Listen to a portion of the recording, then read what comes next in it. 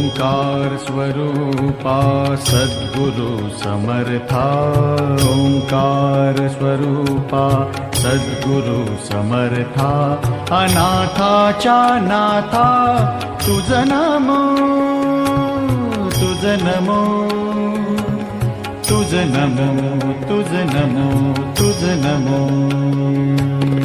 ओंकार स्वरूपा सद्गुरु समर्था, ओंकार स्वरूपा सद्गुरु समर्था, अनाथाच्या नाथा तुझ नमो, तुझ नमो, तुझ नमो, तुझ नमो, तुझ नमो।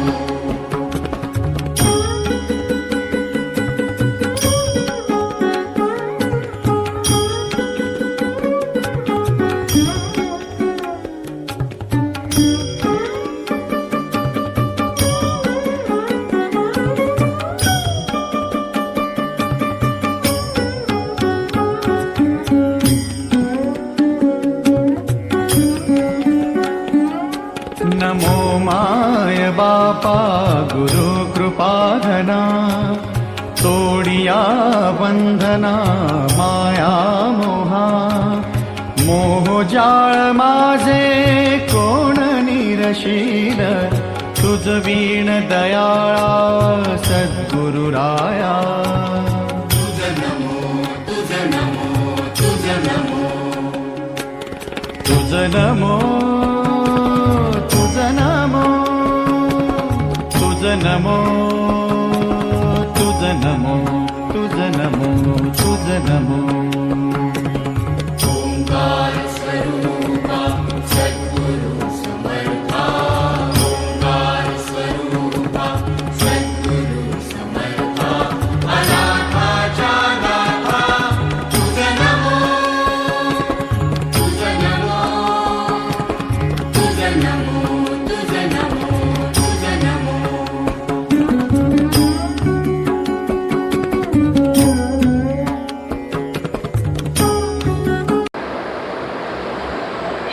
सर्वांनी सुरुवातीला स्वामी महाराजांच्या नावाचा जय जयकार करायचा। राधिराज सद्गुणा सिद्धरामेश्वर महाराज की जय। राधिराज सद्गुणा राधिराज सद्गुणा श्री काळी।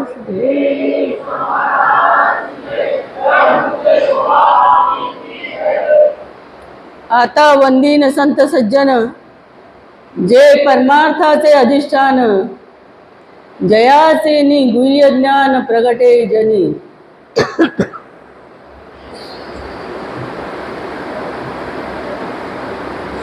हे नवीन वर्ष चालू झाल्यानंतर मला वाटतं आपण आताच भेटतोय सगळे, बरोबर ना? म्हणून आधी मी सुरुवातीला नवीन वर्षासाठी तुम्हाला सगळ्यांना हे नवीन वर्ष सुखाचं, उत्तम आरोग्याचं, उत्तम आयुष्याचं, संतांच्या संघाचं आणि समृद्धीचं आणि शाश्वत आनंदाचं जाऊ दे।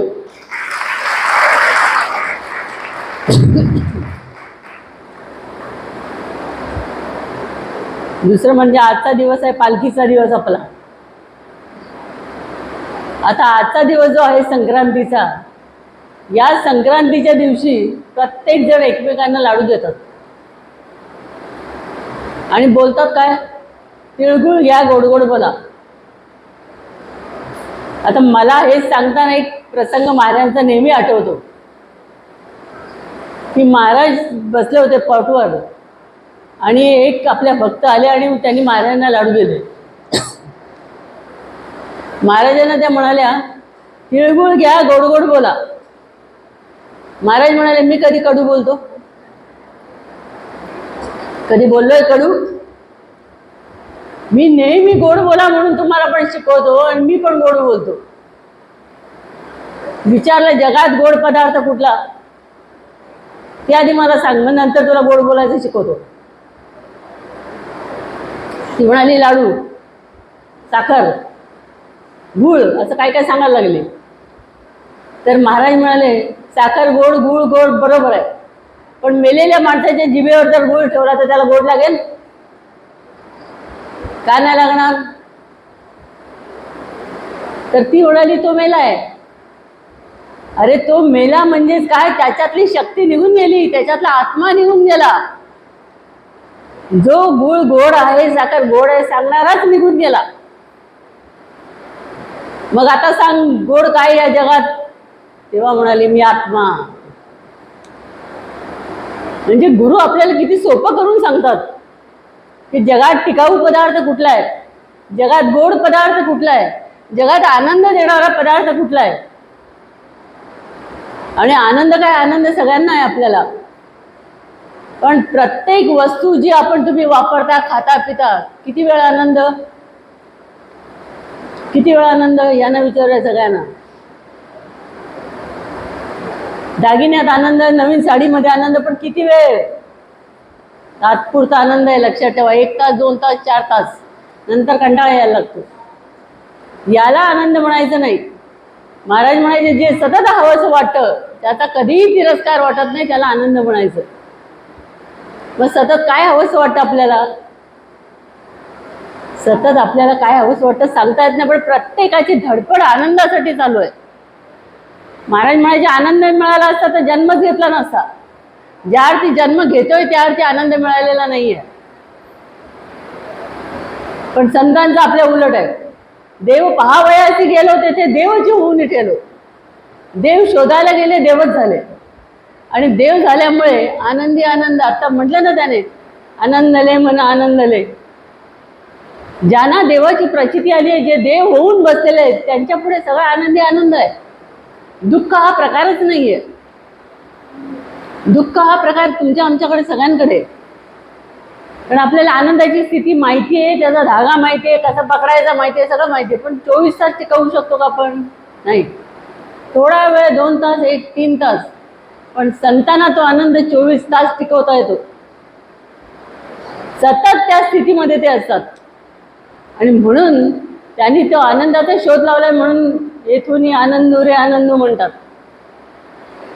स्वामी स्वरूपानंद म्हणतात स्वामी म्हणे संत आनंदाची खाण.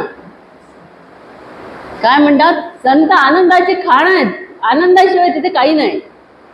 म्हणून आज संतांच्या मागे एवढी गर्दी काय लोटते. आमच्याकडे घर आहे, बंगला आहे, गाड्या सगळं आहे, पण आम्ही पण का धावतो त्यांच्या पाठी. कारण आम्हाला माहिती आहे तो आनंद वेगळा आहे. त्यांच्या नुसार जवळ जरी गेलं तरी आनंदाच्या लहरी आपल्याला जाणवतात. म्हणून सगळी आज मंडळी जगातली कशी आहेत, त्यांच्या मागे धावतात. आणि जे संतांना पकडतात त्यांना आनंद मिळणार नाही का. त्याच शाळेत जातात, तोच अभ्यास करतात, आनंद मिळणार नाही, नक्की मिळेल. पण तो टिकवता आला पाहिजे, ती ट्रिक शिकलं पाहिजे. आणि त्याच्यासाठी संतांची कृपा फार आवश्यक आहे. तुम्ही म्हणाल पुस्तकं वाचून अभ्यास करून आम्हाला हे सगळं मिळेल, नाही. जरी सर्व शास्त्र मुखोद्गत झाले, तेणे परोक्ष ज्ञानही हाती आले, तरी स्वरूपना प्रकाशे काही केले सद्गुरु कृपे वाचून. सद्गुरु कृपा फार महत्वाची. ती जर नसेल तर किती पुस्तकं वाचली तरी त्याचा काही उपयोग नाही, असं महाराज म्हणायचे. आता बघा, मला मागच्या महिन्यात माझं एक छोटंसं ऑपरेशन झालं आणि मला खूप जणांनी फोन केले, ताई तुमची तब्येत कशी आहे, आम्ही तुम्हाला भेटायला येऊ का. अहो म्हटलं तुमचा आवाज कडक आहे का माझा कडक आहे, द्यायला आवाज कोणाचा आहे. ते म्हणाले माझा. मग आजारी कोण, तुम्ही का मी. माझा आवाज चांगला येत होता. ते म्हणाले तुम्हाला आजारी कोण म्हणेल. अहो डॉक्टरकडे आम्ही गेलो, बहीण मी आणि भाऊ. तर बसल्यावर डॉक्टर म्हणाले आजारी कोण आहे यातलं. तर त्या बहिणीने माझ्याकडे बोट केलं, म्हणाली यांना कोण आजारी म्हणेल, या एकदम फ्रेश दिसतात. म्हणजे आपल्याला जो आत आनंद असतो, आपल्याला जे सद्गुरूंची थोडीशी काय असं ना झलक मिळालेली आहे, ती जर पुन्हा पुन्हा आपण वापरली आणि वाढवली तर आपल्या चेहऱ्यावर तो आनंद दिसायला लागतो, आपोआप दिसायला लागतो.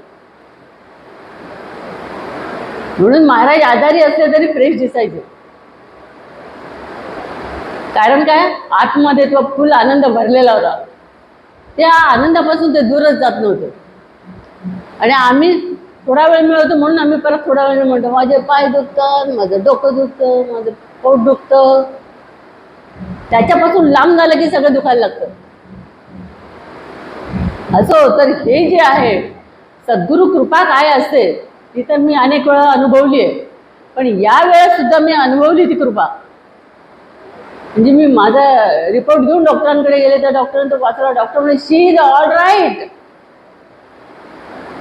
मला म्हणे you are very lucky, you are be happy now, don't worry. मग आमच्या बहिणीने विद्याने नमस्कार केला. नमस्कार डॉक्टर, थँक्स डॉक्टर. मला कशासाठी थँक्स देता?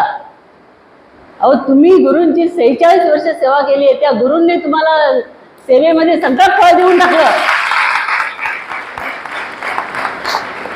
आपलं फळ गुरूंकडून मिळणार असं इमर्जन्सी वापरलं जातं. लक्षात ठेवा. तुम्ही बँकेत पैसे ठेवता ना, कशासाठी? इमर्जन्सी वापरायसाठी. तसं आपलं हे फळ इमर्जन्सी गुरु बरोबर त्याच वेळेला मदत करतात, त्याच वेळेला मदत करतात आणि त्याच वेळेला हात देतात. घाबरू नको, मी पाठीची आहे. आणि याची प्रचिती काय सांगावं तेवढं कमी आहे.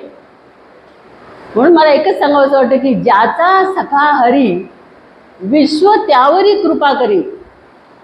ज्याने हरीला पकडलंय, संबंध विश्व त्याच्यावर कृपा करतं, कारण हरीला पकडलंय ना. मी महाराजांना एकदा म्हणाले, म्हटलं बाप्पा तुम्हाला एक दिवस काय झालं गंमत. महाराजांचा वाढदिवस होता आणि वाढदिवस झाला, लोक जोरजोरात सगळे भक्तमंडळी ओरडत होती, राजा इथून आवाज काढून ओरडत होते. जसा कार्यक्रम संपला, जे काय प्रसाद विसाद सगळ्यांना मिळाला आणि नंतर सगळे निघून गेले. अर्ध्या तासाने मठ खाली. आम्ही जेवायला बसलो तर स्वामी म्हणाले, बघ मगाशी इथे किती गर्दी होती आणि किती ओरडत होते, राजा अधिराज करून. आता कोण आहे? आता फक्त तू आणि मीच. तू पण म्हणाले आमच्यासाठी राहिली आहेस म्हणून तू, नाही तर मी एकटाच होतो. आता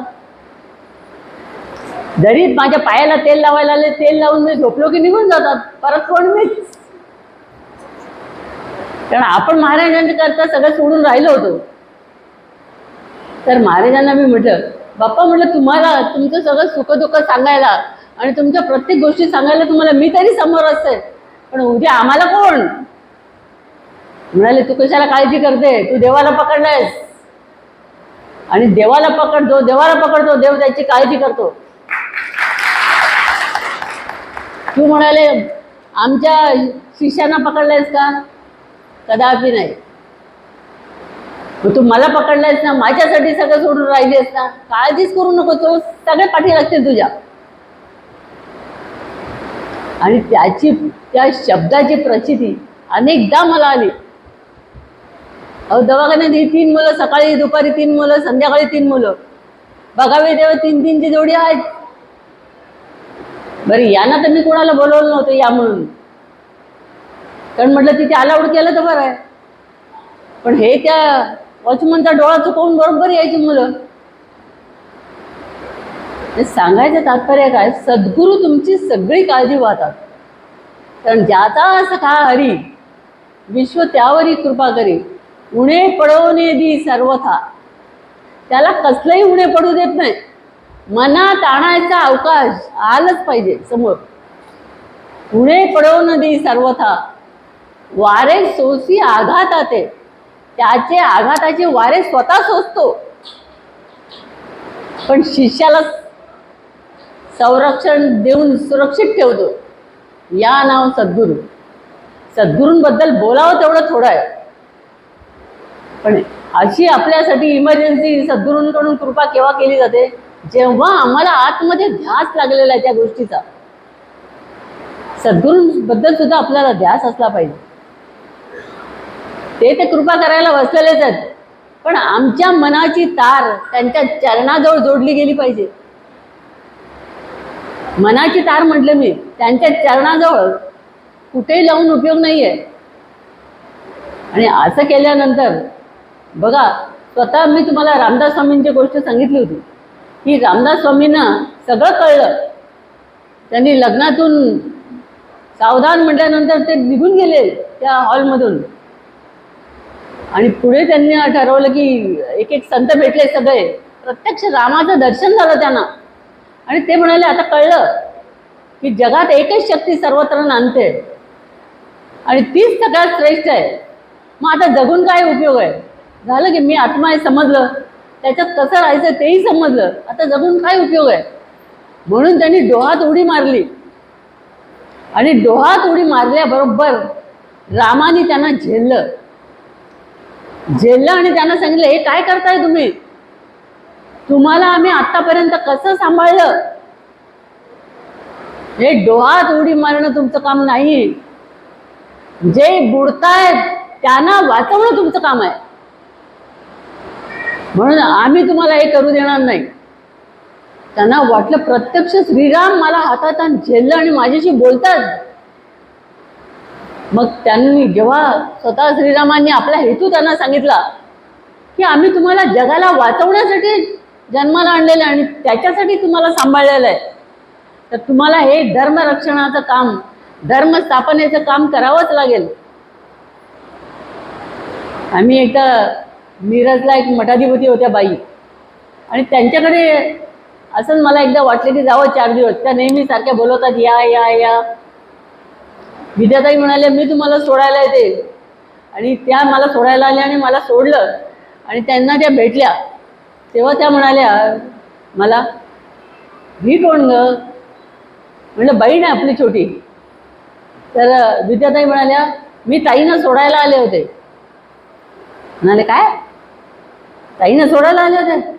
अगं तू काय सोडवते तिला, ती सगळ्यांना सोडवणार. विद्याताईने लगेच असं केलं. म्हणजे आम्हाला संतांचा हेतू कळणार नाही. ते राहुल महाराज आले होते आणि त्यांना मी त्यांना जेवण वाढलं. आणि जाताना ते महाराजांना म्हणाले आज आईने भरपूर जेवण वाढलं. महाराज म्हणे कोण आई. म्हणाले ही काय तुमच्या समोर उभी आहे. महाराज म्हणे ही तुमची आई, ही सगळ्या जगाची आई होणार आहे. तुमचीच काय सगळ्या जगाची आई होणार आहे. अगदी बरोबर, अगदी बरोबर, अगदी बरोबर, बरोबर बरोबर कबूल केलं त्यांनी. म्हणजे संतांचा हेतू आपल्याला बिलकुल कळत नाही. आपण वरकरणी सगळ्या गोष्टी बघत असतो, कोणाच्याही आत शिरून बघायला आपल्याला समजत नाही. कारण संत फक्त आत बघतात. आत आमच्या काय श्रद्धा आहे, काय विश्वास आहे, काय प्रेम आहे हे संत बघतात. आम्ही तर सगळ्या बाह्य गोष्टी बघतो. असो, तर सांगायचं तात्पर्य काय आहे की संतांचं जर संतांनी ठरवलं की हा माझा शिष्य आहे आणि याच्यासाठी मला काहीतरी करायला पाहिजे, याला पुढे आणायला पाहिजे, म्हणून संतांनी असं म्हटलं पाहिजे. आपण संतांना म्हटलं तर काय नवल नाही. हे माझे गुरु, त्यांनी म्हटलं पाहिजे हा माझा शिष्य. काम झालंच म्हणून समजा. आता मी या आजारीपणामध्ये इतकी पुस्तकं वाचली, एवढा अभ्यास केला की खरोखर म्हणजे गुरूंचं कार्य जर आपण बघायला गेलं डोळे वाहतात. कळतच नाही आपल्याला की किती अफाट कार्य आहे. आणि त्याच्यातलं आपण फार थोडी झलक बघितलेली आहे. अजून त्यांचं जर आपण 100% पूर्ण ऐकलं तर तुमच्या सगळ्या इच्छा पूर्ण होतात. त्यांनी सांगितलं निश्चय बैसे वस्तूकडे तरीच ज्ञान मार्ग सामर्थ्य चढे. त्या वस्तूकडे जर तुमचा निश्चय असेल, ज्ञान मार्गातलं सगळं सामर्थ्य तुमच्या पाठी लागतं, आपोआप तुमच्याकडे यायला लागतं. पण तुमचा निश्चय तिथे असला पाहिजे त्या वस्तूकडे. आणि खरोखर म्हणजे सद्गुरू शिष्याला कसं सांभाळतात. आणि आई जसं लहान मुलाचं पालन पोषण करते तसं सद्गुरू आपल्या शिष्याचं आध्यात्मिक पालन पोषण करतात, आध्यात्मिक विकास करतात, सगळ्या प्रकारे ते सांभाळतात. म्हणून आता जास्त बोलण्यात आणि तुम्हाला सांगण्यात काय अर्थ नाही. हा आपला आज पालखीचा कार्यक्रम आहे. तर आजच्या दिवशी संक्रांतीला बघा तुम्ही पतंग उडवतात आकाशामध्ये. इथे पण पतंग लावलेले आहेत. तर हे पतंगाचं उदाहरण मी का देते तुम्हाला, की पतंग खूप उंच उंच उडवतात लोक, खूप म्हणजे असतं खूप मोठं आणि वरती गेल्यावर आपल्याला छोटं खूप उंच उडवतात, कारण हवा चांगली असते या दिवसामध्ये. पण या आपला जो पतंग आहे आयुष्याचा, जीवनाचा, हा पतंग जर आपण उंच उडवायचा असेल तर तो मांजा आणि दोरी आहे ना, ते सद्गुरूंच्या हातात द्यायला पाहिजे. सद्गुरू तू पतंग मी दोरा, म्हणजे हा दोरा आहे ना तो त्यांच्या हातात द्यायला पाहिजे. आणि तो दोरा जर त्यांच्या हातात दिला तर काही आपल्याला कापायला जरी आलं तर पटकन ओढतात. त्यांच्या हातात आहे. पुणे पडवणे दी सर्वथा, सगळं हातात आहे त्यांच्या. म्हणून संतांनी इथे काय सांगितलेलं आहे, हा पतंग आमचा पूर्ण जीवनाचा पतंग त्यांच्या हातात देऊन टाकायचा. आणि मग दिल्यानंतर मग लांबून आपण साक्षी होऊन मजा बघायची, कसं सांभाळलं जातं साक्षी होऊन. आणि हे साक्षी होऊन कसं बघायचं, मी तुम्हाला एक मजा सांगते थोडीशी. महाराज मला म्हणाले, आमची आई बसलेली होती आणि महाराज म्हणाले, काय हो शोभाची आई, शोभाला काय आवडतं ते आत्तापर्यंत आम्हाला समजलेलं नाही, तुम्हाला समजलंय का? आमची आई म्हणाली, मी तिची आई असून मला समजलेलं नाही तिला काय आवडतं. ती आज भाकरी खायली, उद्या म्हणाल नको मला भाकरी नको. तर महाराज म्हणाले, जन्मदात्री आई जन्म देऊन म्हणते की मला माहिती नाही, मला कळलेलं नाही अजून, आणि मी हिचा गुरु असून मला कळलेलं नाही अजून तिला काय नक्की आवडतं. तर मी महाराजांना सांगितलं, आईला समजत नाही, तुम्ही म्हणता मला पण समजत नाही, मी पण म्हणते मला पण समजत नाही. महाराज म्हणे, हे कसे काय हसा लागले, हा हा हा हा करून, तुला कसं समजत नाही, तू तर तूच आहेस ना, तुला कसं समजत नाही. मी म्हटलं मला पण समजत नाही, कारण मला आतून आज्ञा येते तसं मी करते, आतून मला आज्ञा येईल तसं मी करते. म्हणजे मी वेगळी आज्ञा देणारा वेगळा झाला ना. म्हणजे साक्षी होऊन बघणं की मला वरून आवडत असेल एखादी वस्तू, पण आतून मला आज्ञा नाहीये, खाऊ नको, मी खाणार नाही, तुम्ही किती रंगवून सांगा. तसं मी महाराजांना उत्तर दिलं. आणि ते उत्तर दिल्यामुळे आमची आई म्हणाली, हिला म्हणाले सगळ्या लोकांना जे आवडतं ते हिला आवडत नाही, माझ्या सगळ्या मुलांना पुरणपोळी आणि तूप आवडतं, हिला म्हणाले तूप आवडतच नाही, ती लांब बसते आणि तेल लावून पुरणपोळी खाते. तर म्हणाले ही विचित्र आहे. तर महाराज म्हणाले, याच्या विचित्र नाही म्हणत, याला म्हणतात स्वतंत्र मतवादी. आईला म्हणाले, विचित्र म्हणता तुम्ही, याला विचित्र नाही म्हणत, विचित्र शब्द दुसऱ्याला लागतो, हिला नाही लागत, ही स्वतंत्र मतवादी आहे, म्हणजे हिला पटलं तरच ही खाईल, म्हणजे हिचं मत स्वतंत्र आहे. म्हणजे सद्गुरू किती ओळखतात आपल्याला, काय मी सांगितलं त्यांना, आज त्यांनी माझा अभ्यास केला आणि बघितलं एक एक गोष्टी. तसं या सद्गुरूंच्या हातात जर आपण ही आपल्या पतंगाची दोरी दिली, आणि हा जो आपला संसार आहे, संसार म्हणजे काय, कसं करू काय करू, कसं करू काय करू, हा मंत्र आपण जपत असतो सारखा. तर महाराजांचा मंत्र राहिला बाजूला, सगळ्यांचा मंत्र एकच, असं झालं कसं करू काय करू, आणि सांगा मी काय करू आता. अरे पण सद्गुरूंवर भार टाकून राहा. हा दिलेला संसार त्यांनी दिलेला असं म्हणून सांभाळ. आणि महाराजांनी की दिली आहे ना आपल्याला, कुठली की दिली आपल्याला, नाटक म्हणून करायचं, नाटक जोरात वटवायचं.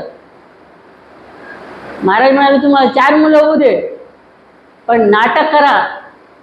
नाटक म्हणजे अटक करून घेऊ नका संसारात, ते पोलीस लोक करतात ना अटक, अशी करून घेऊ नका, नाटक म्हणून करा. बघा किती सोपी ट्रिक सांगितलेली आपल्याला, करत राहा फक्त. आणि असं करण्याला काय भीती आहे हो, कसलीच भीती नाही. स्वामी रामकृष्णांनी सांगितलेलं आहे की काट्याकुट्यातून जर तुम्हाला चालायचं असेल तर पायात जोडे घातले तर काटे लागणार नाहीत पायाला, तुमचे पाय सुरक्षित राहतील. तसं या काट्या कुट्याने भरलेल्या संसारात सद्गुरूंनी दिलेले जोडे जर घालून तुम्ही चाललात, तुम्हाला काही टोचणार नाही, कसली इजा होणार नाही. तुम्ही लगेच अलिप्त होऊन जाल त्याच्यापासून. अलिप्त होण्याची कला आपल्याला सद्गुरू शिकवतात. विसरण्याची कला आपल्याला सद्गुरू शिकवतात. विसरण्याची म्हणजे काय? एकच गोष्ट जर तुम्ही 10 वेळा आठवली तर काय होईल? तुम्हाला त्रास होईल. पण गुरु म्हणतात लगेच दुसऱ्या क्षणाला विसरून जा. विसरण्याची कला ही सगळ्यात मोठी कला आहे आणि ती आपण गुरूंकडून शिकायची आहे. आणि दुसरी गोष्ट म्हणजे निर्भयता. निर्भयता म्हणजे आहे त्या परिस्थितीत कसं निर्भय राहायचं, त्यांचं सगळं आठवायचं त्यावेळेला. म्हणून मला ऑपरेशनला नेताना ते डॉक्टर म्हणाले, यांनी फार छान सहकार्य दिलं. आम्हाला वाटलं घाबरतील, व्यवस्थित आमच्याकडे बघत इकडे तिकडे या आत आल्या. कारण आपण स्वामींना सांगितलं, हा पतंग कुठेही उडेल पण दोरी तुमच्या हातात ठेवा, असं सांगून आत गेलो आणि स्वामींनी व्यवस्थित सही सलामत बाहेर काढलं, ही त्यांची कृपा. असो, तर आपल्याला आज पालखी काढायची आहे आणि आता 8:30 झालेले आहेत. तर पालखीला सगळ्यांनी व्यवस्थित लाईनमध्ये यायचं आहे. रस्त्यावरून इकडे तिकडे पळायचं नाही. आपापले दागिने, आपले सगळ्या वस्तू व्यवस्थित सांभाळायच्या तुमच्या. तुम्ही लहान मुलांना सांभाळायचं, ते पळतात मध्ये. इथे हॉलमध्ये पळाली तर हरकत नाही, रस्त्यावर पळाली नाही पाहिजे, कारण या रस्त्याला वाहनं खूप जातात. तर ते सगळं तुमचं तुम्ही व्यवस्थित सांभाळायचं. आणि हे सगळं सांभाळत असताना सद्गुरूंची पालखी आनंदाने घेऊन जायची आणि आनंदाने आणायची. म्हणजे आजचा दिवस आपला संक्रांतीचा व्यवस्थित साजरा झाला असं समजायचं.